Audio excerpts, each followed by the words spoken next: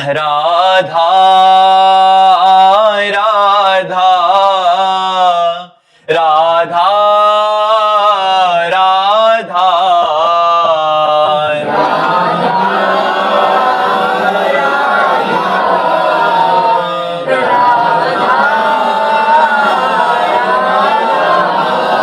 हाय राधा राधा राधा राधा राधा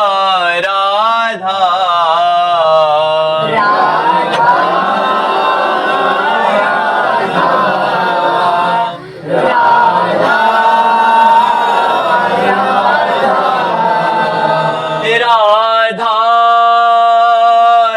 राधा राधा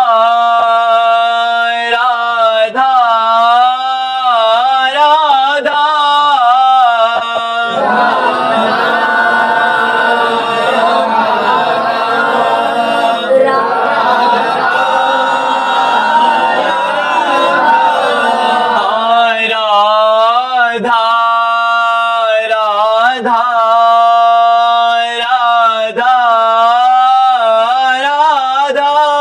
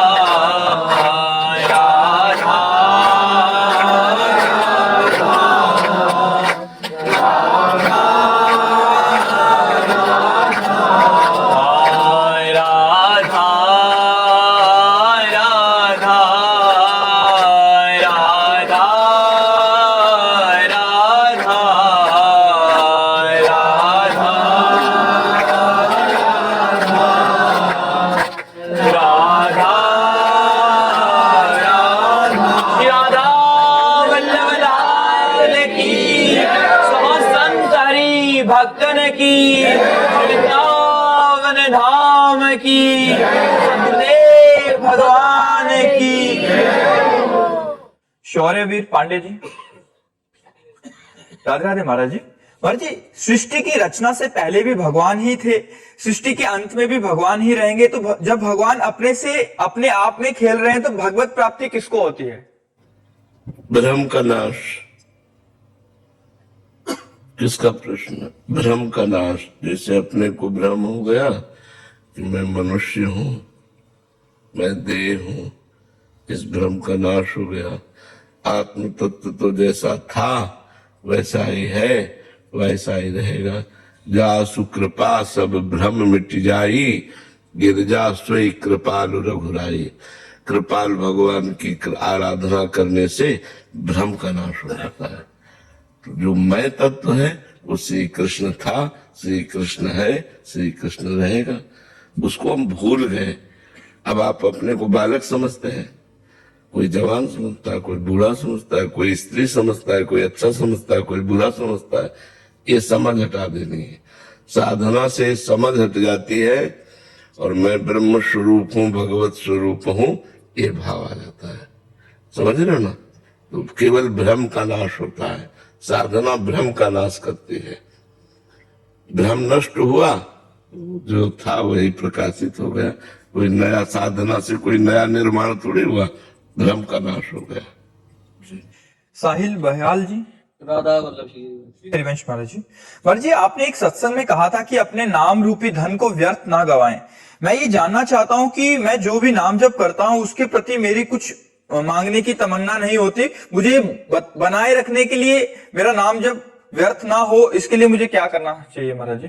भगवान को अर्पित करना चाहिए, भगवान की बैंक में जमा करना चाहिए।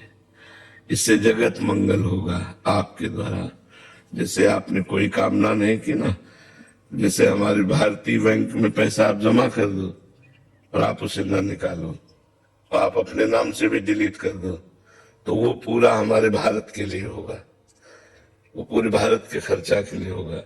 तो आपका तो वैसे पूरे भारत का पुण्य लग गया, आप खर्चा करते तो आपके ही केवल काम में आता। तो ऐसा ही संत जन करते हैं, जो संत जन है अपने जीवन भर का भजन जगत मंगल के लिए दे देते हैं, भगवान को समर्पित करके। सर्वे भवन्तु सुखिना, सर्वे सन्तु निरामया, सर्वे भद्राणि पश्यन्तु मां कश्चित् दुख भाग भवेत्। मेरे भजन का फल हो सब सुखी रहे, सब निरोग रहे, किसी को कोई कष्ट ना हो। इसीलिए संतों को जगत पूज्य कहा गया। तो ये साधु भाव है कि मैं जो भजन करता हूं मुझे इसका कोई फल नहीं चाहिए, इसका जगत मंगल हो, भगवान जो चाहे वो करे, ये मैं भगवान को समर्पित करता हूँ। गुरुदेव, जैसे कोई इच्छा या कोई कामना नहीं है, उसके लिए धन खर्च होता है, तो अगर कोई प्रारब्ध ऐसा आ जाता है कि आपको या श्री जी को या ना कहना चाहूँ, तो वो प्रारब्ध टल जाएगा कि यही यार बात धन लगेगा, इच्छा रूप धन लगेगा जो नहीं, प्रारब्ध को यदि आप टालना चाहेंगे संकल्प करके तो टलेगा, नहीं तो प्रारब्ध भोग लेंगे और हमारा भजन सर्वमंगल में लग जाएगा।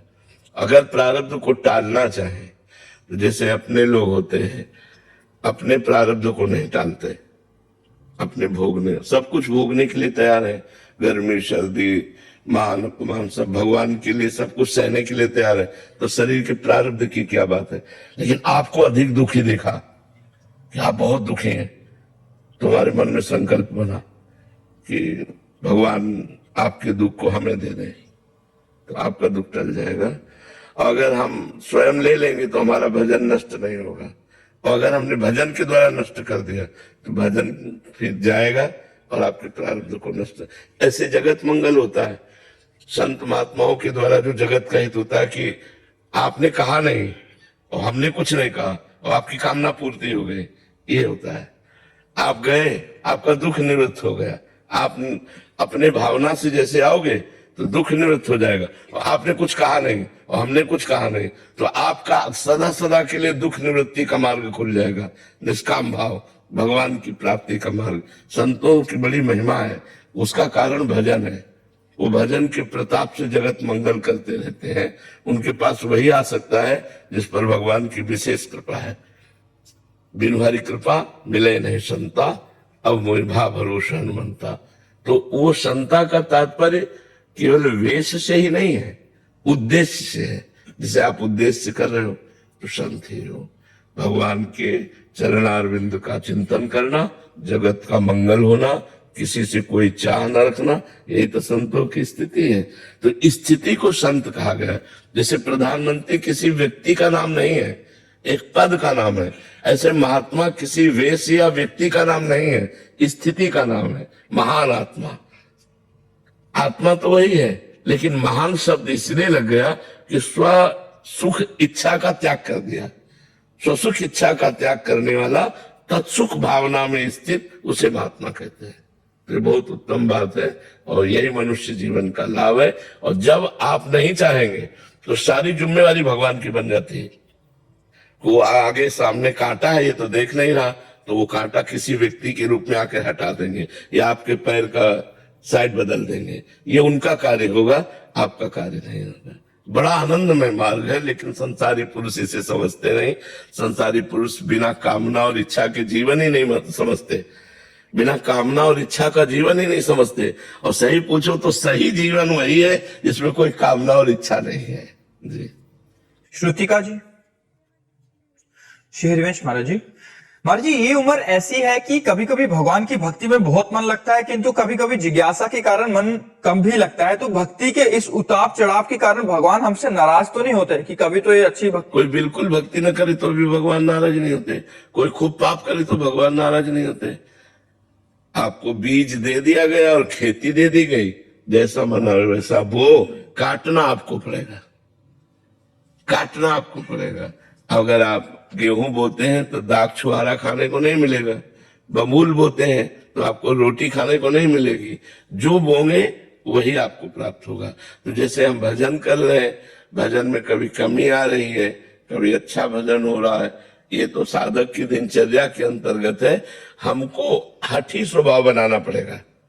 जैसे हम अपने व्यापार में अगर 500 रुपया प्रॉफिट आज की और 10 दिन लगातार 500 रुपया प्रॉफिट हुई, तो 11वें दिन 300 रुपया हमें बर्दाश्त नहीं होंगे। ऐसे ही साधक भजन का होता है कि हमारा इतना भजन चल रहा है, वो अगर कम हुआ तो बेचैन हो जाता है कि नहीं यार ये बर्दाश्त, अगर वो बर्दाश्त करना सीख गया तो विषयों में गिर जाएगा।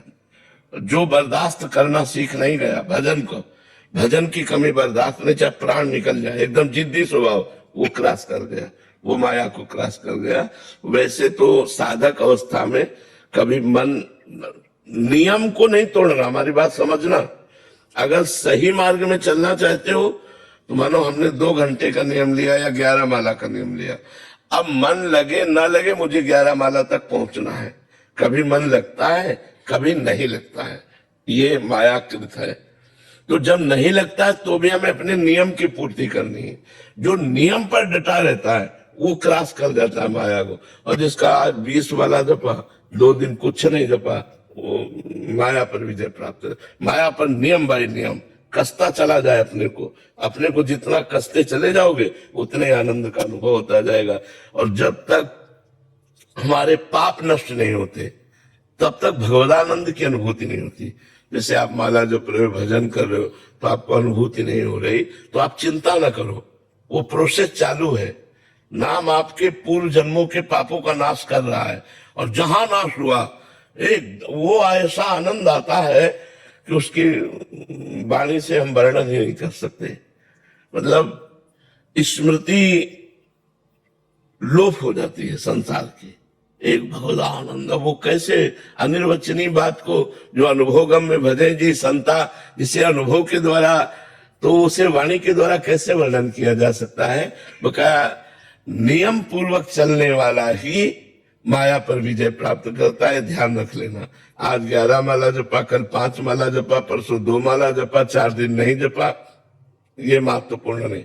11 तो 11, अगर सुबह नहीं जप पाए तो दोपहर के नहीं जप पाए तो शाम के 24 घंटे में अगर 11 का नियम लिया है तो मन लगे ना लगे हम 11 माला क्रॉस करेंगे ही, 11 माला के नीचे नहीं रहेंगे हम। वो साधक, वो उपासक इस मार्ग में सफल होता है। अब जैसे चला कि मैं जो ब्रह्मचर्य रहना है वो भ्रष्ट हो गया, फिर वो दाती पीसकर चला कि यार कैसे भ्रष्ट हो गया, कैसे भ्रष्ट हो, फिर चला, फिर भ्रष्ट हो गया, फिर वो चला। 1000 बार चाहे गिरे लेकिन हमें कदम पीछे नहीं टर्न, वो क्रॉस कर जाएगा। तो यार अब तो बार बार गिर ही रहे तो चलो, वो मर गए। हमारी बात अच्छे से समझ लेना है, बहुत बड़ी चढ़ाई है, इसमें अच्छे अच्छे फिसल जाते हैं।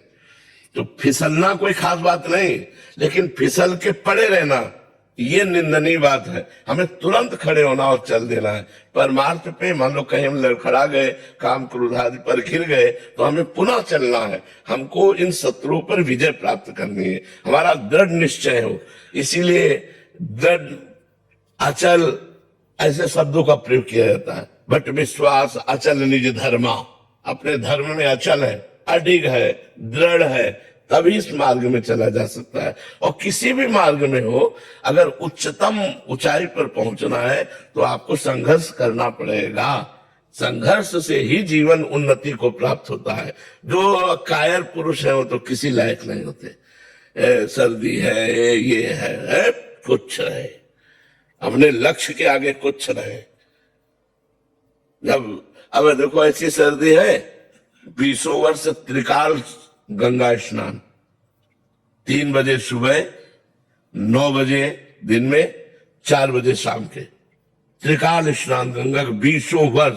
भोजन की व्यवस्था नहीं, रहने की व्यवस्था नहीं, और कभी स्वेटर और ये साल और ये कंबल इनका प्रयोग नहीं किया, कभी प्रयोग नहीं किया।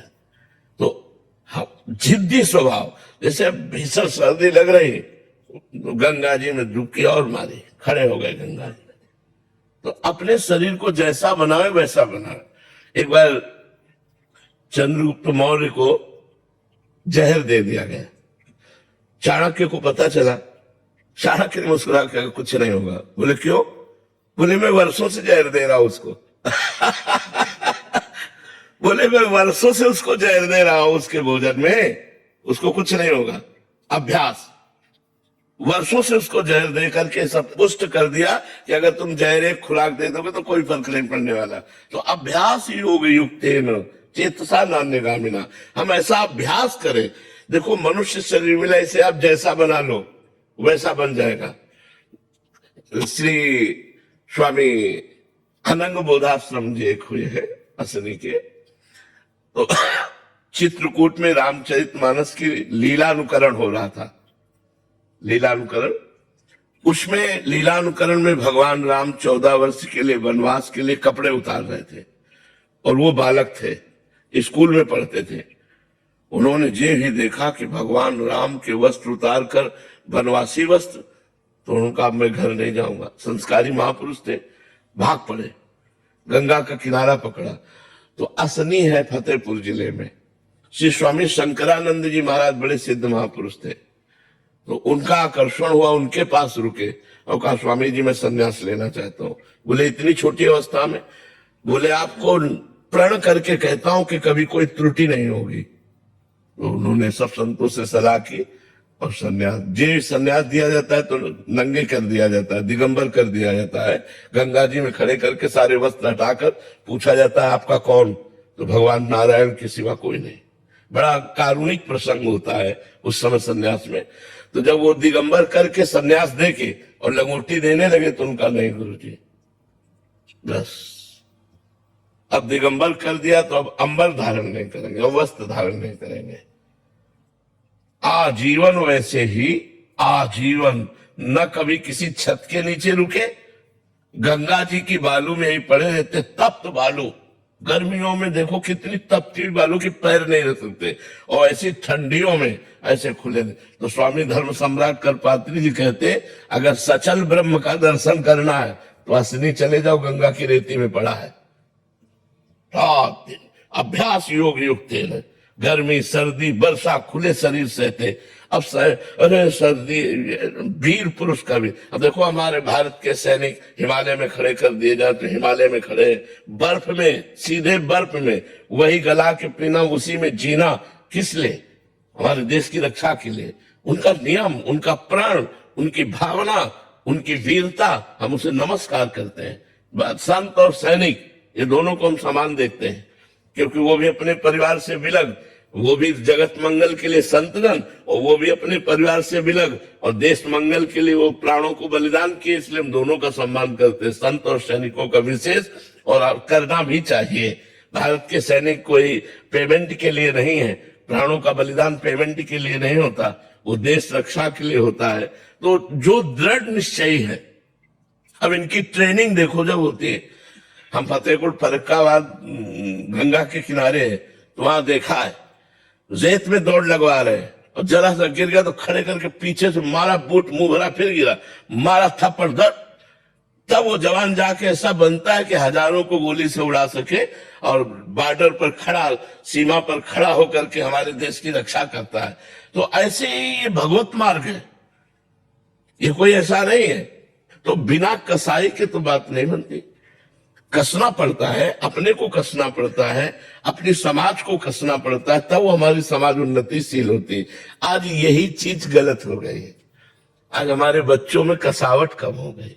जो नई पीढ़ी है उसमें कसावट, मनमानी आचरण कर रहे हैं तो गड़बड़ हो गया।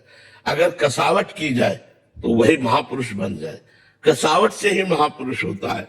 जिस माता ने हृदय में कठोरता धारण करके अपने बच्चे को कड़े से कड़े शिक्षा और प्रकृति से लड़ना सिखा दिया, वही वीर महापुरुष बन गया। तो ये शरीर मिला है, आप इसे जैसे रख लो वैसे ये रहना सीख जाएगा। तो हमको चाहिए कि परमार्थ के नियमों में हम अपने को खरे उतारने की कोशिश करें। चूक जाए तो फिर उतारने की कोशिश करें। 100 बार चूक जाए तो हम 100 बार पीछे नहीं हटेंगे, हम एक दिन क्रॉस कर जाएंगे। ऐसा पुरुष निकल जाता है माया से। विक्रम सिंह जी, अलीगढ़ श्री हरिवंश महाराज जी। महाराज जी, मन भक्ति में लगता है परंतु सांसारिक मोह माया में मन भटक सा जाता है महाराज जी, इसे वहां भटके ना, इसके लिए अभी लगता नहीं है। जब लग जाएगा ना तो भटकता नहीं है, और जब तक भटकता है तब तक लगता नहीं। अभी ऐसा लगता है कि लगता है, लेकिन अभी लगा नहीं है। जब लग जाएगा ना तो हटाओगे तो नहीं हटेगा। अभ्यास योग युक्तेन चेतसा नान्यगामिना, पुरुषम शाश्वतम दिव्यम, दिव्यम शाश्वतम पुरुषम, जो दिव्य परम पुरुष परमात्मा है उसका प्राप्ति केवल चिंतन मात्र से। बार बार संसार में जाते हुए मन को हटाकर भगवान में लगाओ, अभ्यास करो। ऐसे थोड़ी लग जाएगा भक्ति में, और जब लग जाता है तब हटता नहीं है। अभी लगा नहीं है ना, तो इसलिए भटकता है। विषयों में सुख बुद्धि है, संसार में प्रियता है, इसलिए संसार और विषयों की तरफ जाता है। और जब लग जाएगा तब नहीं हटेगा। फिर आप हटाएंगे ना कि यार चलो बात कर लेते हैं, नहीं करना हमें बात, नहीं, राधा राधा राधा, वो अपने आप जब लग जाएगा तब हटेगा नहीं। तो अभ्यास करो, ऐसा अभ्यास करो। आप कभी भगवान की लीला कथा सुनो, कभी भगवान की लीला कथा पढ़ो, कभी नाम कीर्तन करो, कभी नाम जप करो, कभी संतों का सत्संग सुनो। इस अभ्यास से जब हम बार बार भागवतिक बातें सुनेंगे, भागवतिक बातें कहेंगे, भागवतिक बातें चिंतन करेंगे, तो हमारा मन धीरे धीरे लग जाएगा। और जब मन लग गया फिर तो निहाल हो गया, फिर जीवन मुक्त हो गया। फिर क्या कहना, सारी लड़ाई इसी बात की तो है कि मन भगवान में लग जाए। मन भगवान में, जैसा विषय में लगता है वैसा भगवान में लग जाए, वो मुक्त पुरुष हो गया, वो दिव्य पुरुष हो गया। परम पुरुष परमात्मा की प्राप्ति उसको सहज में हो जाए। मन ही तो है, विषयों में लगा हुआ मन बंधन का कारण है, और भगवान में लगा हुआ मन मोक्ष का कारण है। इसलिए मन को बार बार लगाओ। ये लड़ाई है, हारो नहीं। बार बार हमको युद्ध करना पड़ेगा। कभी काम आ रहा है, कभी क्रोध आ रहा है, कभी मोह आ रहा है, कभी लोभ आ रहा है, कभी अहंकार आ रहा है, कभी ईर्ष्या द्वेष आ रहा है। सबको नाम जप के बल से प्रकट हुए विवेक के द्वारा हम काटते रहते हैं। और जब सब पूरा शत्रु पक्ष हार जाएगा तब विजयी हो गए, तब फिर जयति जयति जग उच्चय, पूरा संसार उसको नमस्कार करता है जो परमात्मा को प्राप्त कर लेता है। और जो परमात्मा को प्राप्त कर लेता है उसे संसार दिखाई ही नहीं देता, केवल एक परमात्मा ही नजर आता है। परमात्मा प्राप्ति जिसको हो गई उसे एक ही राम सब जगह रमा हुआ नजर आता है, एक ही परमात्मा सब जगह विराजमान नजर आता है। तो उसको प्रणाम नमस्कार से मतलब नहीं रहता, लेकिन पूरा संसार उसे नमस्कार, जयति जयति जग उच्चय, जय हो सारा संसार उच्चारण करता है, जिसे भगवत प्राप्ति हो जाती है। भगवत प्राप्ति उसी को होती है जो संसार में जाते हुए मन को बार बार हटाकर भगवान के नाम में लगाता है। और जब मन लग जाता है तब भगवत प्राप्ति हो जाती है। अखिलेश कुमार जी, राधे राधे महाराज जी। महाराज जी, जीवन क्या है और मृत्यु क्या है? सही मायने में जीना और मरना किसे कहते हैं? जीना जागृत है, मृत्यु सुषुप्ति है। न कोई मृत्यु है न कोई जीवन है। जो जीवन है वो जागृत है, जो मृत्यु है वो सुषुप्ति है। किसी का मरना नहीं होता। पंचभूत पंचभूतों में मिल जाते हैं और आत्मा अविनाशी अजर अमर है। उसी का जागृत होना, बाह्य दर्शन होना जीवन है। उसी का गाढ़ सुषुप्ति जैसे ऐसे मृत्यु है। न मृत्यु सत्य है न जीवन सत्य है। उमा कहूं मैं अनुभव अपना, सत हरि भजन जगत सब सपना। जैसे सपना सत्य नहीं होता ऐसे ये सत्य नहीं है। न हम सत्य है न तुम सत्य हो। हमारे तुम्हारे में जो तत्व है वो सत्य है। जो हमारे और आप में तत्व विराजमान है, आत्म तत्व, वो सत्य है। हमारी तुम्हारी चेष्टाएं, हमारा तुम्हारा रूप, हमारे तुम्हारे विचार, ये सब असत्य है। सत्य एक परमात्मा है। जीवन जागृत है, मृत्यु एक गाढ़ सुषुप्ति है। न किसी का मरना है न किसी का जीना है, क्योंकि जो तत्व है वो अविनाशी है, वो अमर है। जो भ्रम है वही जीवन लगता है। ये भ्रम है। मैं पुरुष हूं मैं स्त्री हूं, ये भ्रम है। न मैं पुरुष हूं न मैं स्त्री हूं, मैं निर्विकार आत्म तत्व हूं। ये कहां अनुभव हो रहा है? इसी भ्रम को मिटाने के लिए मनुष्य जीवन मिला है। खूब नाम जप करो, अच्छे आचरण करो, दूसरों को सुख पहुंचाओ, सत्संग सुनो, शास्त्र स्वाध्याय करो, तुम्हारा मंगल हो जाएगा। न जीवन है न मृत्यु है, एक ये भ्रम है, स्वप्न है। समझ पा रहे हो कैसे? एक बार महाराज जनक जी ने देखा स्वप्न में कोई बहुत गरीब आदमी हो गए, इतने गरीब हो गए कि खाने को नहीं है।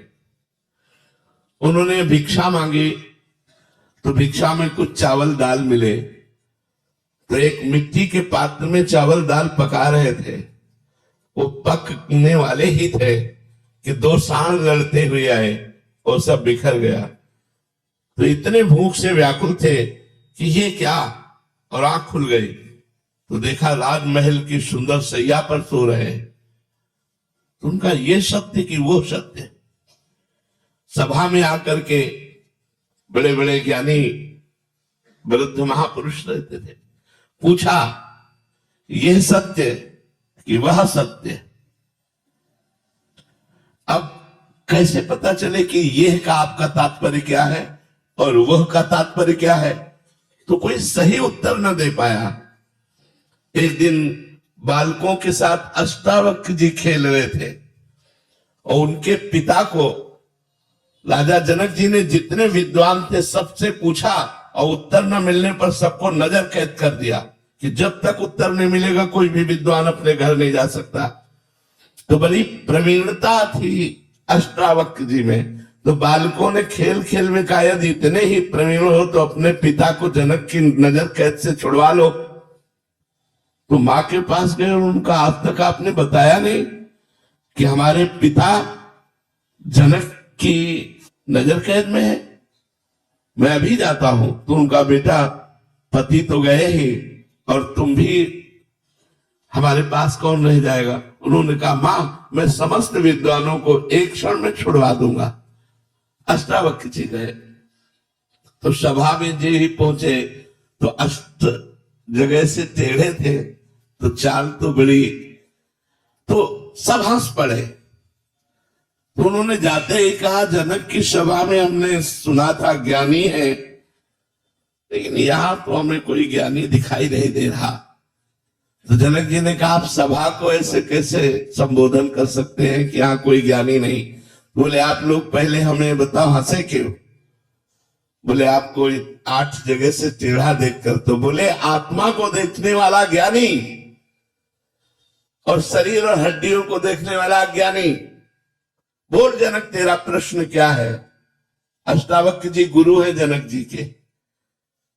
जनक जी ने कहा ये सत्य कि वो सत्य? तो सीधे एक शब्द में उत्तर दिया, ना ये सत्य और ना वो सत्य। जो जागृत है वो तुम्हारी स्वप्न अवस्था में असत्य हो गया और जब जागृत में आए तो स्वप्न अवस्था असत्य हो गई। इसलिए न जागृत सत्य न स्वप्न सत्य। उमा कहूं मैं अनुभव अपना, सत हरि भजन जगत सब सपना।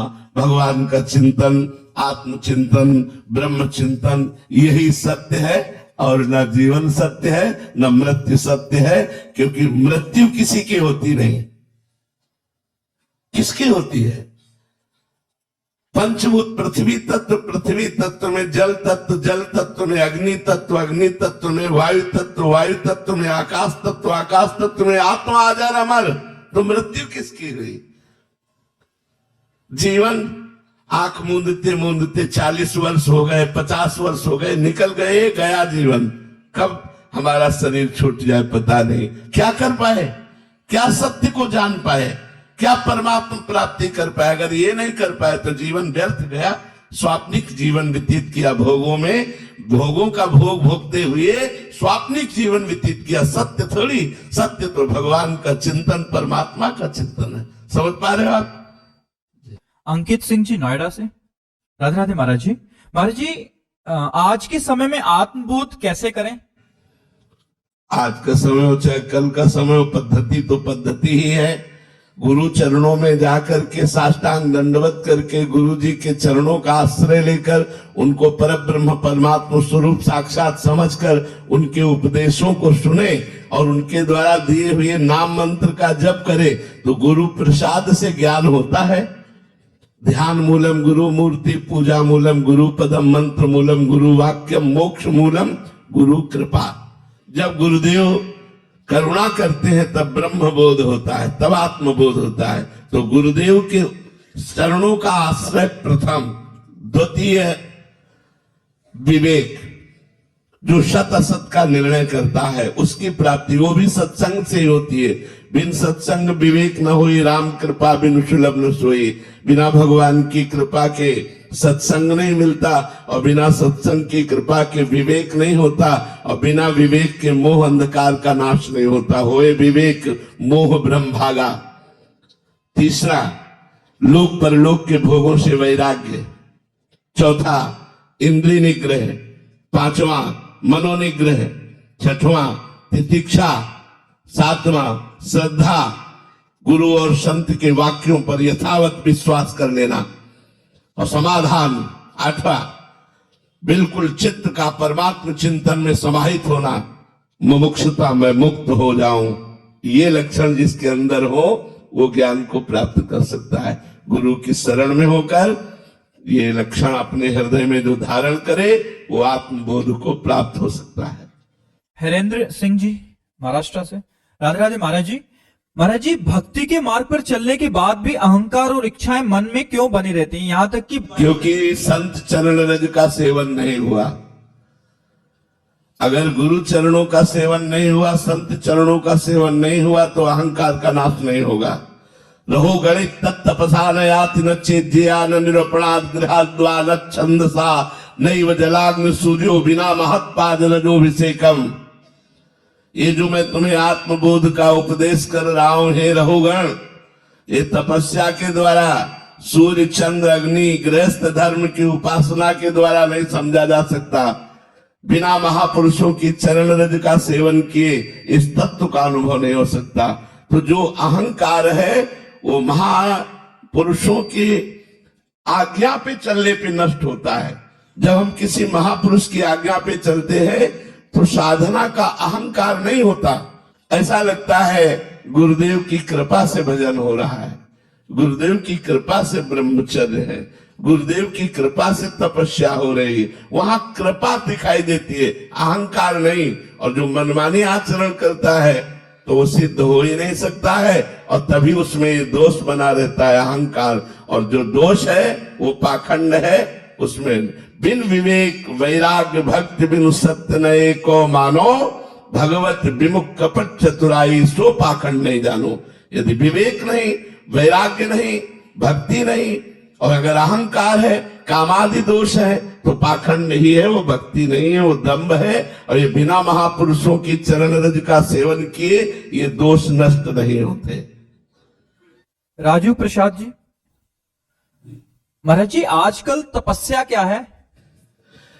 जो काम आदि दोषों का वेग है, जो सर्दी गर्मी आदि का वेग है, भूख प्यास आदि का वेग है, इनको सहना ही तप कहते हैं। तप का तात्पर्य है जो हमें क्लेश आ रहा है, व्यथा आ रही है, उसको सहना। मात्रा स्पर्शास्तु कौन्ते शीतोष्ण सुख दुखदा आगमा पायनो अनित्यास तास तितिक्षस्व भारत। हे भारत अर्जुन, ये गर्मी सर्दी, अनुकूलता प्रतिकूलता, भूख प्यास मान अपमान ये आने जाने वाले हैं, इनको सह जाओ। अपने धर्म पर चलने पर जो कष्ट मिलता है, उस कष्ट को जो सह जाता है उसे ही तपस्वी कहते हैं। वाह तपस्या, इनका कोई खास महत्व नहीं। खास महत्व है अंतर में जब हम चलते हैं भजन के लिए तो काम आदि का जो वेग आता है उन वेगों को सह लेना। यम ही न व्यथ्यन्ते ते पुरुषम पुरुषर्षभ सम दुखा सुखाधीरम स्व अमृतत्वाय कल्पते। जो आई हुई व्यथा को, क्लेश को, अशांति को सह जाता है और व्यथित नहीं होता, अशांत नहीं होता, वो परम पद अमृत पद का अधिकारी होता है। तो तपस्या का तात्पर्य है अपने धर्म का पालन करने पर जो हमें आंतरिक कष्ट मिले, बाह्य कष्ट मिले, बिना रुके, बिना थके, बिना उदास हुए उस पर चलते रहना, यही तपस्या है। जैसे इस समय सर्दी का समय है, आप लोग 4 बजे उठकर स्नान करें, स्नान करके अपनी दिनचर्या में लगे, तो उसमें कष्ट का अनुभव होता है। रजाई में 9 बजे तक पड़े रहना और 4 बजे उठ करके स्नान करके भजन साधन में लगना, तो ये अब ऐसी ठंडी में आप लोग आए, आकर के आप बैठे सत्संग सुन रहे, कहा रजाई में अंगीठी के सामने बैठना और कहा इस तरह से बैठना। अपने धर्म का पालन करने में जो हमें कष्टानुभूति होती है, बिना उदास और खिन्न हुए उसे सह जाना ही तपस्या कहते हैं। तपस्या का फल क्या है महाराज जी? भगवान की प्राप्ति। यदि अन्य चाह ना की जाए तो तप भगवान को प्रसन्न करने के लिए किया जाता है। अगर हम अन्य चाहे करेंगे तो राक्षसों ने, दैत्यों ने भी तपस्याएं की, अन्य चाहों की पूर्ति की और लोक में द्रोह किया, वो तपस्या वंदनीय नहीं है। जिस तपस्या से लोक का मंगल हो और स्वयं का मंगल हो, मंगल भगवान को कहते हैं, मंगल भवन अमंगल हारी। यदि भगवान की प्राप्ति हो और परोपकार किया जाए तो सही माने में तपस्या का फल यही है। जैसे संत जन सर्वे भवन्तु सुखिना सर्वे संतु निरामया सर्वे भद्राणि पश्यन्तु मां कश्चित् दुर्भाग् भवेत्। सब सुखी रहे, सब निरोग रहे, किंचन मात्र भी किसी को दुख न हो, अपनी तपस्या का ऐसा फल मांगते हैं संत जन। पूरा विश्व सुखी रहे, पूरा विश्व रोग रहित रहे, दुख रहित रहे, ये है तपस्या का फल। महाराज जी, अगर कामना पूर्ति के युक्त होके तपस्या की जाए तब भी फल की प्राप्ति तो जरूर, अवश्य। तप कभी निष्फल नहीं होता, तप कभी निष्फल नहीं होता, वो अपना प्रभाव दिखा के ही रहता है। चाहे उस, देखो ब्रह्मा जी जानते थे कि हिरण्यकश्यप बड़ा आतंक फैलाएगा, लेकिन वो महान तपस्वी था, उसने जो मांगा वो देना पड़ा। कहा अमरत्व, बोले नहीं अमरत्व नहीं दे सकता। तो बोले फिर दिन में मृत्यु न हो, रात में मृत्यु न हो, तुम्हारे बनाए हुए किसी भी प्राणी अप्राणी से मृत्यु न हो, ऊपर मृत्यु न हो, नीचे मृत्यु न हो, जो जो मांगा सब देना पड़ा। और भगवान सबके बीच का रास्ता निकाल के आए और उसको राधे श्याम कर दिया। तो इसलिए तपस्या कभी निष्फल नहीं होती, देना ही पड़ेगा, चाहे वो जितना मतलब लोक के लिए हानिकारक हो, लेकिन देना पड़ेगा। यदि उसने तप किया और मांग की तो देना पड़ेगा। जैसे एक तपस्वी अपनी तपस्या करके भगवान शंकर को प्रसन्न करने के लिए मांस को अपने काट काट करके अग्नि में स्वाहा कर रहा था, जिसको भस्मासुर कहा गया। भगवान शंकर प्रसन्न हुए और कहा वृकासुर तू क्या चाहता है? तो उनका जिस पे हाथ रख दूं वो भस्म हो जाए। अब ये तो बड़ा मंगलकारी वरदान है, लेकिन उसकी तपस्या पूर्ण है, तो भगवान शंकर को तथास्तु कहना पड़ा। जो ही तथास्तु कहा तो उसकी दृष्टि जगदम्बा पार्वती पर पड़ी। उसने कहा पहले शिव के वरदान को शिव के ऊपर ही प्रयोग करते हैं, तो भगवान शंकर के ऊपर ही हाथ रखने के लिए अब भगे भगवान शंकर, क्योंकि वरदान तो वरदान है, उसने तपस्या की थी, देना पड़ा। अब जहां जहां भगवान शंकर भागते वो असुर तप से संपन्न वही भागता। जब देखा इससे पिंड नहीं छूटेगा तो भगवान श्री हरि का ध्यान किया। भगवान शंकर ने, भगवान श्री हरि अचानक बीच में आ गए और कहा वृकासुर प्रणाम, बड़े मृदु शब्दों में। वो हाँफते हुए प्रणाम। बोले कहां भाग रहे हो? बोले वो शंकर के ऊपर हाथ रखने। तुम्हारे हाथ में क्या है? बोले वरदान दिया है कि जिस पर हाथ रख दोगे वो भस्म हो जाएगा। बहुत जोर से ऐसे। बोले अब भी तुम मानते हो? दक्ष ने इनको साफ दे रखा है, इनकी बात देखो, हमारी बात मानो, हाथ रख के अपने ऊपर देखो, और यदि झूठा निकले ना तो हम और तुम दोनों मिलकर विरोध करते हैं। वो समझ ही नहीं पाया, बड़ी चतुराई से भगवान ने उसी का हाथ उसी के ऊपर रखवाया, तत्काल भस्म हो गया, तत्काल भस्म। इसने तप इतना किया था कि वरदान देना ही पड़ा। तप का फल कभी नष्ट नहीं हो सकता, वो देना ही पड़ेगा। जिस देवता से, जिस भगवान से जो चाहोगे वो प्राप्त कर सकते हो, पर ऐसी तपस्या होनी चाहिए। डॉक्टर प्राची त्यागी जी, राधे राधे महाराज जी। महाराज जी, जब हमें ये पता है कि ये मिथ्या और नश्वर संसार है और हम मोह माया से बचना भी चाहते हैं, पर इन दिखावों से चाहकर भी बच नहीं पाते, क्योंकि सादा जीवन नहीं, सही माने में नहीं पता है। पता होते हुए भी सही माने में नहीं पता। जैसे 2000 रुपए का एक अटैची आपके सामने नोट डालें, क्या आप एक भी उठाने की चेष्टा करेंगे? नहीं, क्योंकि आपको सही माने में पता है अब इसका प्रयोग नहीं होता। 2000 रुपए की हम एक अटैची आपके सामने डालें तो आप एक भी नोट नहीं उठाने की चेष्टा करेंगी, क्योंकि सही माने में आपको पता है कि आप प्रयोग में नहीं आते। लेकिन 500 के 2 4 5 फेंक दें तो आप अगल बगल जरूर देख के लगेगा उठा ले, क्योंकि प्रयोग। हमको संसार के भोग प्रिय लगते हैं, सत्य लगते हैं पक्का। अगर सत्य न लगे तो किसी के कहने या किसी के दिखावे के लिए हमको करने की कोई आवश्यकता नहीं। हम सत्य पे चले, धर्म से चले, जितेंद्री बने। इससे व्यवहार जो अच्छा होगा वो व्यभिचारी बनने पर, वो भोगों को भोगने पर नहीं होगा। अगर एक आदमी सुधरना शुरू कर दे तो हमारी समाज सुधर जाए। तुम सुधरो, हम सुधरे और सुधरे, धीरे धीरे सुधर जाए। दिखावे की जरूरत नहीं है, दिखावे की जरूरत नहीं है। जैसे ये लगता है कि संसार में सब असत्य है, तो एक पक्ष और है, अन्वय और व्यतिरेक। अन्वय माने नहीं, व्यतिरेक है, वो नहीं है, अन्वय व्यतिरेक। तो अगर संसार असत्य है तो संसार सत्य भी है, उसका अन्वय बोलते हैं क्यों है। सी राम में सब जग जानी, जड़ चेतन जग जीव जत सकल राम में जान, सर्वम खलमिदम ब्रह्म। ज्ञान प्राप्त करने के लिए ब्रह्म सत्यम जगन मिथ्या, लेकिन जब ज्ञान प्राप्त हुआ तब क्या हुआ? सर्वम खलमिदम ब्रह्म, वही ब्रह्म ये मूर्तिमान है, वही भगवान सब रूपों में विराजमान है। तो अगर हमें पत्नी का रोल मिला है तो हम अपने पति को भगवान समझकर व्यवहार करें। माँ का रोल मिला है तो हम अपने पुत्र को भगवान समझकर प्यार करें। जो जो हमें स्वांग मिला है इस जगन नाटक पर हम वो अच्छी तरह से स्वांग करें तो भगवान सत्य है और हर समय है। तो इनमें भी है, हम में भी है, तो हम असत्य का विस्मरण करके सत्य में स्थित हो जाएंगे। और अगर भगवान को नहीं देखा तो फिर स्वांग करने पर भी फंस जाएंगे। माया है, इसमें फंस जाएंगे।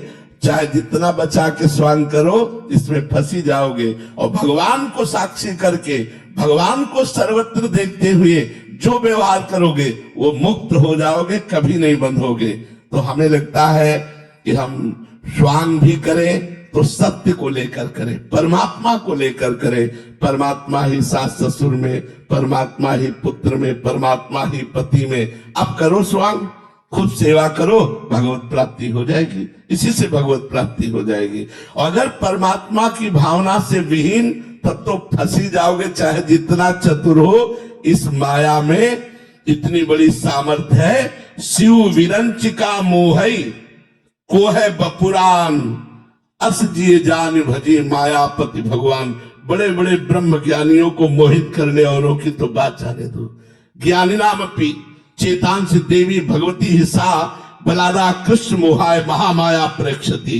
बड़े बड़े ज्ञानियों के चित्त का अपहरण करके बलात् अपने में आकर्षण कर ले, उसका नाम माया है। तो हम माया में स्वांग प्रभु को लेकर करेंगे तो निकल जाएंगे, और प्रभु को छोड़ देंगे, प्रभु का स्मरण छोड़ देंगे तो फंस जाएंगे। ये बहुत दलदल है। दलदल में स्वयं निकलने की संभावना नहीं रहती, क्योंकि जितना निकलने की कोशिश करो उतना धंसते जाएंगे। अगर निकला हुआ पुरुष हाथ पकड़ के निकाल रहा है तो निकल जाएंगे। तो निकले हुए हैं परमात्मा और गुरुदेव। गुरुदेव की शरण में होकर भगवान को साक्षी करके सर्वत्र देखते हुए व्यवहार किया जाए तो माया में रहते हुए भी वो मायातीत है, त्रिगुणातीत है, कालातीत है, जीवन मुक्त है। उमेश चंद्र भारद्वाज जी, राधे राधे महाराज जी। महाराज जी, आपके चरणों में कोटि कोटि प्रणाम। गुरुदेव, आपने जीवन भर संघर्ष करके कठोर साधना की, 8-10 दिन भूखे भी रहे, जब भोजन नहीं मिलता था, गंगा जल भी पीते थे, बालू भी खाने को मिला। महाराज जी, आपकी ऐसी कठिन तपस्या को सुन के और देख के आत्मा काम जाती है और लगता है कि हम जैसे तो बिल्कुल भी उस कोटि की तपस्या कर ही नहीं सकते। महाराज जी, ऐसे में उपासना और भजन मार्ग कैसे पुष्ट होगा महाराज? हाँ, डिब्बा में कोई पावर नहीं होता, लेकिन इंजन से ज्यादा सवारी डिब्बा घसीटता है ट्रेन का। देखा ना, डिब्बे में 100 लोग बैठे हो सकते हैं और इंजन में 2 लोग बैठे हो सकते हैं, लेकिन इंजन का ठीक कनेक्शन डिब्बा से है, डिब्बा का ठीक कनेक्शन इंजन से है। तो जिस स्टेशन पर इंजन पहुंचता है वही डिब्बा पहुंच जाता है ना। इंजन बनाने में और डिब्बा बनाने में बड़ा अंतराय है, बड़ी मशीनरी लगी इंजन बनाने में, लेकिन जो इंजन यात्रा करता है वही यात्रा डिब्बा करता है। तो आप ये समझ लो, संत है इंजन और आप सब हैं डिब्बा। अगर आपका कनेक्शन सही है तो आप सैकड़ों को लेकर के वही पहुंच जाएंगे जहां संत पहुंचते हैं। आपको तपस्या करने की जरूरत नहीं है, आपको उनकी तपस्या के द्वारा अनुभूत वचनों को मानने की जरूरत है। वो जैसी आज्ञा कर रहे हैं वैसा मान लो, तो आप अपने परिवार सहित, अपने मित्रों सहित वही पहुंच जाएंगे जहां संत को पहुंचना है। संत तो भगवान के द्वारा निर्माण होता है, संत का जीवन भगवान के द्वारा निर्माण होता है।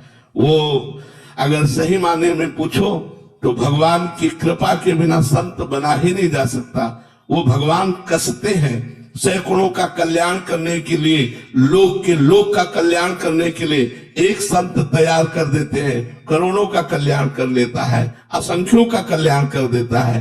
तो हम स्वयं उस कोटि के बन जाएं, ऐसा तो भगवान ही बना सकते हैं, लेकिन उनकी शरण में होकर उनकी आज्ञा का पालन करते हम वहीं पहुंच जाएंगे जहां वो पहुंचेंगे, इसमें कोई संशय नहीं। आप बात समझ रहे ना? नीलकंठ जी, नेपाल से। राधे राधे महाराज जी। महाराज जी, मैं एक दृष्टि हूं या दृष्टा हूं या करता हूं, मैं कौन हूं? नाम जप करो, पहले नाम जप करो, करने से करने का वेग मिटाओ। फिर जब नाम जप करते करते हृदय पवित्र होगा तो आप देखोगे आप केवल दृष्टा हो, आप करने वाले नहीं हो, आप करता नहीं हो। कर्ता और भोक्ता भाव अज्ञान में होता है, ज्ञान में नहीं। आप उसके देखने वाले हो, और वो भी तब तक जब तक ऊंचाई में नहीं पहुंचे, और जब ऊंचाई में पहुंचोगे तो दृष्टा और दृश्य ये सब गायब हो जाएगा, केवल एक भगवत स्वरूप रहेगा।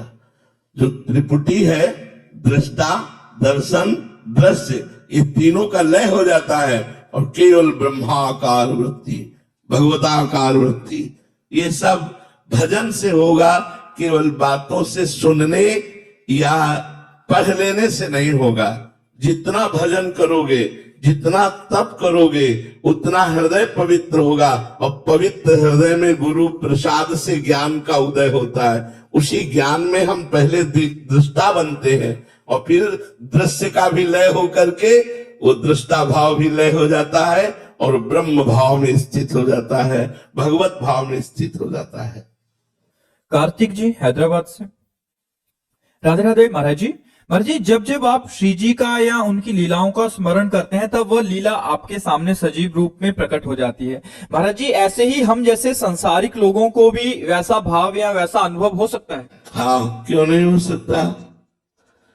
एक वैज्ञानिक कितना शोध करता है, तो क्या सबको वैज्ञानिक बनना पड़ता है क्या?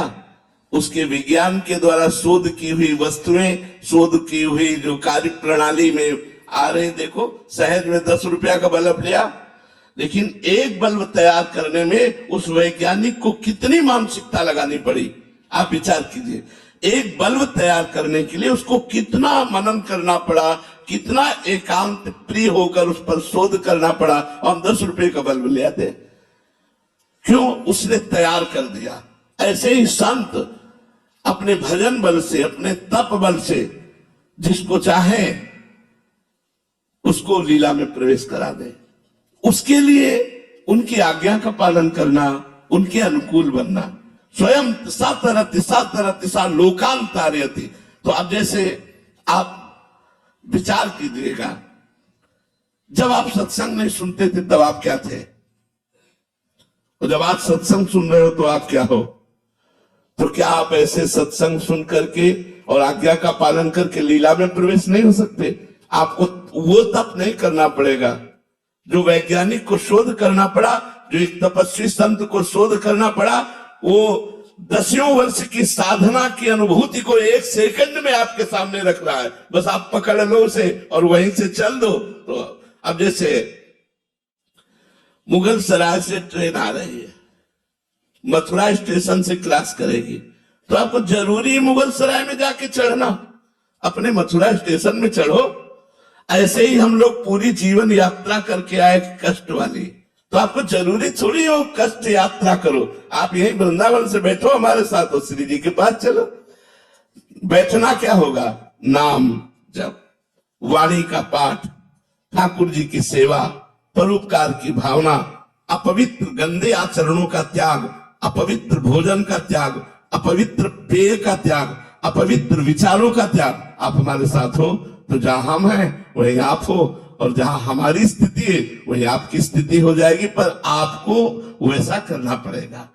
अगर आप गंदे आचरण करेंगे, मनमानी आचरण करेंगे, भगवान नाम जप नहीं करेंगे, भजन नहीं करेंगे, संतों की प्रति भावना नहीं रखेंगे, तो आप कैसे परमार्थ पर चल पाएंगे? तो आपको वो कष्ट नहीं सहना। भगवान अपने संतों को इसीलिए तैयार करते हो, रात दिन भजन करते हैं जगत मंगल के लिए। आपको वैसा कष्ट नहीं सहना, आपको सिर्फ उनकी आज्ञा का पालन करना है। श्री राधा वल्लभ लाल की जय। अर्पित रंका जी।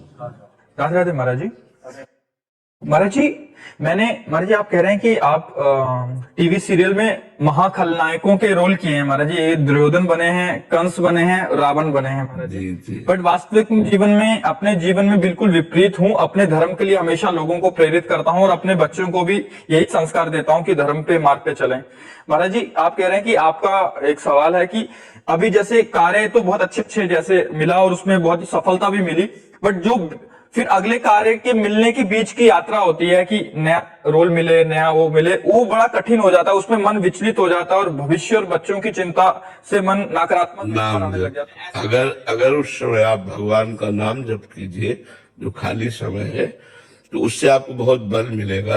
क्योंकि विश्वात्मा भगवान ने बिना किसी के सहयोग के अकेले संपूर्ण सृष्टि प्रकट की और उसका पालन पोषण कर रही है। आपका तो एक बहुत छोटी सी मांग है, जो भी मांग है बहुत छोटी सी मांग है। एक अपने परिवार का पोषण, एक अपने भविष्य की उज्जवलता, एक अपने चरित्र की उन्नति, बहुत छोटी सी मांग। भगवान अनंत ब्रह्मांडों का भरण पोषण करते हैं, अनंत ब्रह्मांडों की उन्नति का। तो यदि हमारा चित्त भगवान से जुड़ा रहा तो हम सर्व संपन्न हो जाएंगे। जितने भी ये खलनायक के किरदार है, ये सब महान तपस्वी थे, साधारण नहीं थे। जैसे रावण, भगवान शंकर की कट्टर आराधना करने वाला, तब उसको सब वैभव प्राप्त हुआ। तो चलत दशानन डोलत अवनी, पृथ्वी कांपती थी जिधर से वो चलता था। चिघाड़ कर भुजाएं ठोक देता था तो 10 दिशाएं कांप उठती थी। किस बल, किसके बल से? तपस्या के बल से। कंस तपस्वी था, काल नेमी राक्षस था, तपस्या किए हुए था, उसी के तपस्या के बल से हाहाकार मचा हुआ था। तो जो भी हुए, एक उच्च कोटि के खलनायक जो भगवान से युद्ध किए, सीधे भगवान से युद्ध किए, ये सब महान तपस्वी थे, कोई साधारण नहीं थे। तो इनके पास कौन सा वैभव नहीं था? भगवान ने आलिंगन किया, चाहे क्रोध से ही सही भगवान का साक्षात दर्शन करते हुए प्राण त्याग किए। इनसे बड़ा तपस्वी और कौन हो सकता है? चाहे रावण हो, चाहे कंस हो, चाहे कुंभकर्ण हो, चाहे हिरणाक्ष, हिरण्यकश्यप, शिशुपाल, दंतवक्र, ये सब भगवान के निज पार्षद है। तो अगर हम यहां कुछ भी प्राप्त कर पाएंगे तो तपस्या से, तप बल। असुरों ने भारी तप किया, वरदान मांगा, फिर त्राहिमाम मचा दिया पूरी सृष्टि में। तो हमको चाहिए कि तप और संयम के द्वारा हम अपने पर कंट्रोल रखें, हमारा चरित्र पवित्र रहे और हम नाम जप करते हुए भगवान की आराधना में तन्मय रहे। जब किरदार मिले तो घुस कर किरदार करे। उस समय यही अनुभव करे मैं वही हूं, उस समय मैं रोल कर रहा हूं ऐसा याद ना रहे, याद रहे कि मैं दशानन ही हूं, मैं कंस ही हूं। और बिल्कुल वही किरदार का मतलब होता है उसी में घुस जाए, उसी रोल में घुस जाए। जिसे आपको जो रोल मिला है और उस समय जब आप अपने स्वरूप में आएंगे, उसी भाव में आएंगे तो झलकने लगेगा। वो लोगों की चित्त वृत्ति का आकर्षण करके वाह यार क्या किरदार किया, क्या रोल किया। और जब आप रोल करेंगे तो केवल रोल रहेगा, और जब आप घुस कर करेंगे उसी में तो वो स्वरूप रहेगा कि उसी आवेश में एकदम आ गए, उसी आवेश में एकदम। तो वो आवेश आने के लिए तपस्या चाहिए। और जी जैसे दुर्योधन का रोल कर रहे हैं तो वैसा स्वभाव तो नहीं उतरने लग जाएगा जैसे? नहीं, जनरल में नहीं उतरेगा, जनरल में नहीं उतरेगा। उस समय हम जिस समय अपना मुकुट धारण करते हैं और वेश धारण करते हैं उस समय वो स्वभाव, उस समय स्वभाव में बिल्कुल वही। और जब वो पोशाक उतर गई तो वो शांत स्वरूप अपने दिन चले। यही तो रोल का प्रभाव होता है कि वो रोल कर रहा है एकदम निगेटिव और घर में एकदम पॉजिटिव। हाँ, बोल रहे हैं विपरीत स्वभाव है। हाँ, वही मतलब मैं बहुत मैं सुंदरकांड का पाठ करता हूँ, कई बार भी मैं बहुत सुंदरकांड का पाठ करता हूँ। और मैंने जीवन में कभी मांसाहार या कोई नशे का सेवन नहीं किया। और मुझे लगता है कि आप हमेशा स्वस्थ रहें, क्योंकि आपने जो पूरे संसार में जो आपने परिवर्तन किया है आपके शब्दों द्वारा, तो मतलब गुरुदेव मैं आपसे काफी समय से मिलने के लिए बहुत था, लेकिन आज साक्षात आपके दर्शन हुए हैं। मैं अपने आप को, मैं शब्द नहीं बोल पा रहा हूँ। मैं बहुत बहुत अपने आप को भाग्यशाली महसूस। जी, भगवान की बड़ी कृपा है आपके ऊपर, बड़ी कृपा है। तो आप ऐसे उन्नतिशील बनने के लिए नाम जप कीजिए और व्यायाम जरूर करते रहिए। व्यायाम जरूर, शरीर पुष्ट है, स्वस्थ है, और नाम जप से मन स्वस्थ रहेगा और व्यायाम से शरीर स्वस्थ रहेगा। और सात्विक आहार, चिंता मत कीजिए। विश्व का भरण पोषण करने वाले भगवान अपने जनों की रक्षा करते हैं, वो सब व्यवस्था करते हैं। तो चिंता करने से आप कमजोर हो जाएंगे और भगवत चिंतन करके आनंदित रहेंगे। भगवान जाहि विधि राखे राम ताहि विधि रहिए। सीताराम सीताराम सीताराम कहिए और जाहि विधि राखे राम ताहि विधि रहिए। और आप निश्चित समझो, हम अपने जीवन का अनुभव बताते हैं। हम मांग के खाते थे, भिक्षावृत्ति, सन्यासी थे, संत है तो मांग के ही खाना। हमारे पास 1 इंच जमीन नहीं, 1 रुपया नहीं। पहली दवा किडनी फेल होने पर 1800 रुपये महीने की आई, सो हमारे पास नहीं थे। मतलब औषधि की तो बात जाने दो, पेट भरने के लिए भोजन नहीं। गेम बदला।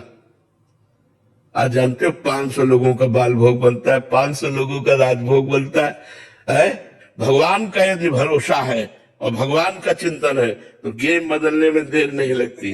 उनका बदलने, ये हम आपको अपनी घटना इसलिए बता रहा हूं कि आपको विश्वास हो जाए।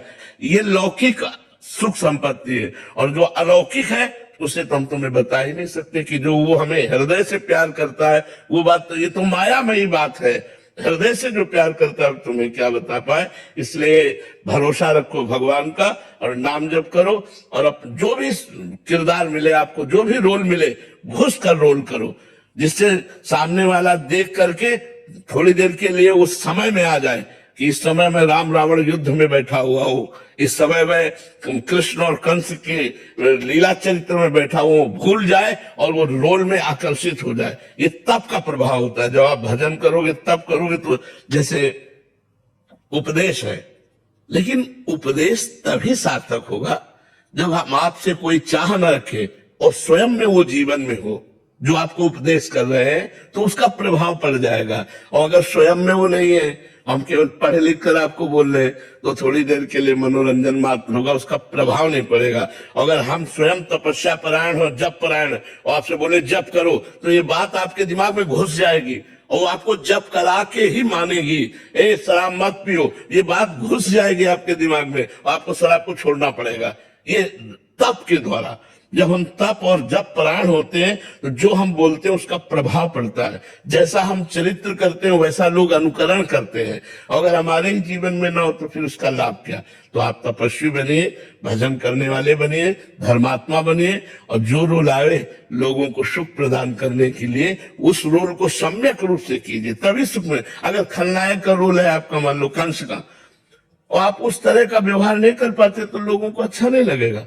आपको कंस जैसा ही उस समय आपको दिखाना है, तभी कृष्ण की महिमा प्रकाशित होती है। अगर रावण की महिमा न प्रकाशित हो कि ऐसा बलवान रावण, तो राम की महिमा उच्च कोटि की कैसे प्रकाशित होगी। क्योंकि राम जी ने ऐसे महामहिम रावण को परास्त किया। तो हमें जो देखो, जब रामचरित की आरती होगी, रामचरितमानस की, तो रावण की भी आरती होती है। क्योंकि पक्ष तो वो भी है ना, राम और रावण। जहां कहीं राम का चर्चा होगी तो वो साथ आएगा, क्योंकि विपक्ष में है ना।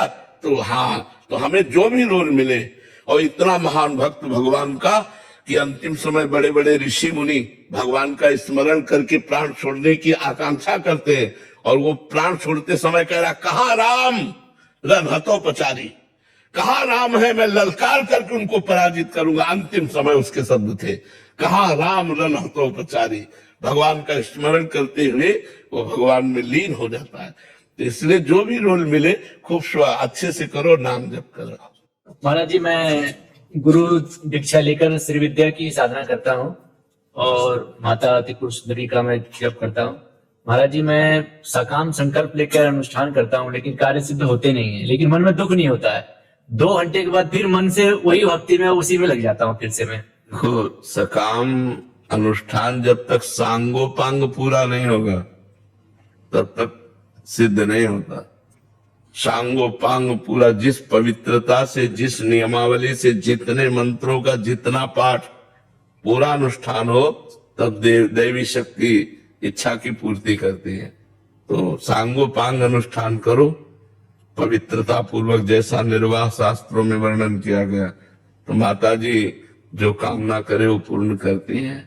एक वीडियो महाराज जी का सुन रहे थे, उसमें महाराज जी कह रहे थे कि अगर आपकी इच्छा पूर्ति नहीं होती है तो भगवान की बहुत बड़ी कृपा है आपके ऊपर, आपको वो मिलेगा जो सोच नहीं सकते। हाँ, ये साधना करता रहे, साधना करता रहे। तो बहुत से भक्त कहने कि ठाकुर जो लाडली जो को तो लेगा ही ना भयो। तो जैसे हम उन्हें प्रमाण देवे कि गर्भ संहिता है, स्कंद पुराण है, ब्रह्म वैवर्त पुराण है, आदि ग्रह पुराण है, तो बोले जब इनको प्रमाण इन शास्त्र में दिया हुआ है और हम गुरुदेव जी मुखारविंद से और अन्य संतों की वाणी से सुने कि ठाकुर जी और राधा कृष्ण में तो भेद नहीं, वो दोनों एक ही, फिर हमने देखा जो करो। देखो, हमारे प्रिया प्रीतम एक स्वरूप होकर के भी 2 है, इसलिए विवाह हुआ, और 2 होकर के भी 1 है, इसलिए उनका वर्णन नहीं हो सकता। श्री हरिवंश सुरीत सुनाऊं, श्यामा श्याम एक संगाऊं, छिने कबहु न अंतर होई, प्राण सु एक देह है दोई। देह 2 होने के कारण विवाह हुआ, समझ रहे ना। और प्राण सु एक अनिर्वचनीय इसलिए कि उनकी महिमा पूर्ण रूप से गाई नहीं जा सकती, क्योंकि दोनों प्रेम स्वरूप है। प्रेम के खिलौना 2 खेलत है प्रेम खेल। अब ये विद्वान और बड़े बड़े मनीषी जन भी जिनकी महिमा को नहीं जानते, उन प्रिया प्रीतम की इस एकांतिक प्रेम खेल को, जिससे विवाह है, वन विहार है, सैया विहार है, रस विहार, इसको तो सहचरियां जानती हैं, दूसरा कोई जानता ही नहीं। जो रसिक महापुरुष जन है वो जानते। भगवत रसिक रसिक की बातें रसिक बिना को समझ सके ना। इसलिए सबके क्यों का उत्तर नहीं दिया जाता, मौन हो जाया जाता है, क्योंकि हमारे घर की चीज है। घर की बात उसी को बताई जाती है जो घर का होता है। जो आन द्वार के मोह न जानत, जो अन्य उपासना में भी रत है, वो हमारे प्रिया प्रीतम के प्रेम रस को नहीं जानते हैं। ये गुप्त एकांतिक प्रेम रस है। ये बच्चे बोल नहीं सकता, ना समझ सकते, मतलब उसको समझ नहीं है भूख क्या है, प्यास क्या है, शिशु बॉटी कुछ नहीं पता। तो भगवान ईश्वर ने, मतलब ऐसा कहते हैं कि बच्चे भगवान का रूप है, तो ईश्वर ने इतना कष्ट क्यों दिया इनको? क्योंकि ये आज बच्चा है तो बहुत पुराना ना, शरीर तो नया धारण किए, लेकिन भगवान का पुराना अंश है। पूर्व में कोई ऐसे पाप बन गए जिसका परिणाम हम भोग। जैसे आप समझिए जीवों के साथ कैसा बर्ताव किया जाता है।